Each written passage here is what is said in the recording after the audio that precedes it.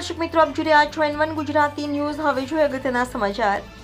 ગુજરાતના બીજા નંબરનો સુપ્રસિદ્ધ વોઠાનો લોકમેળો આજથી ખુલ્લો મૂકવામાં આવ્યો।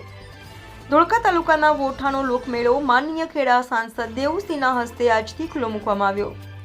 વોઠા ગામનો લોકમેળો ખુલ્લો મૂકવામાં આવ્યો, તેમાં ઉપસ્થિત મહેમાનો પૂર્વ કેબિનેટ મંત્રી ભૂપેન્દ્રસિંહ ચુડાસમા, ધોળકા પંથકના ધારાસભ્ય શ્રી કિરીટસિંહ ડાભી, માતર તાલુકાના ધારાસભ્ય શ્રી, ધોળકા મામલતદાર શ્રી ત્રિવેદી સાહેબ, વોઠા ગામના વિક્રમસિંહ મંડોરા તેમજ મંગલ મંદિરના માનવ સેવા ટ્રસ્ટ બગોદરા દિનેશભાઈ લાઠિયા સહિતનાઓ હાજર રહ્યા હતા।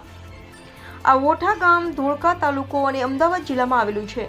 વોઠાનો લોકમેળો દર વર્ષે 5 દિવસ માટે ભરાય છે, પરંતુ આ વર્ષે આ વોઠાનો મેળો 6 દિવસ સુધી ભરવામાં આવશે।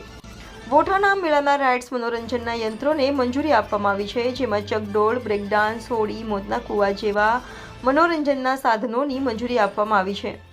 ધોળકા તાલુકાના વોઠા ગામનો મેળો ગુજરાતના બીજા નંબરનો મોટો મેળો કહેવામાં આવે છે। આ વોઠાના લોકમેળાની મજા માણવા હજારોની સંખ્યામાં લોકો તેમના પરિવાર સાથે આવે છે। મેળો માણવા આવતા લોકોને તકલીફ ન પડે તે માટે વોઠા ગામ પંચાયત દ્વારા તમામ સગવડો કરવામાં આવે છે। આ વોઠા ગામના ભરાતા લોકમેળાનું ચકલેશ્વર મહાદેવ અને સપ્ત નદીના સંગમનું મહત્વ માનવામાં આવે છે।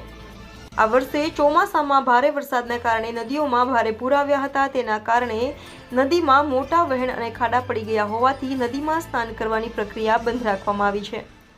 આજથી ચાલુ થતા વોઠા ગામનો મેળો તારીખ 17 નવેમ્બરના દિવસે પૂર્ણ થશે। Bureau report Nareshbhai R Pagi, N1 Gujarati news, Dholka.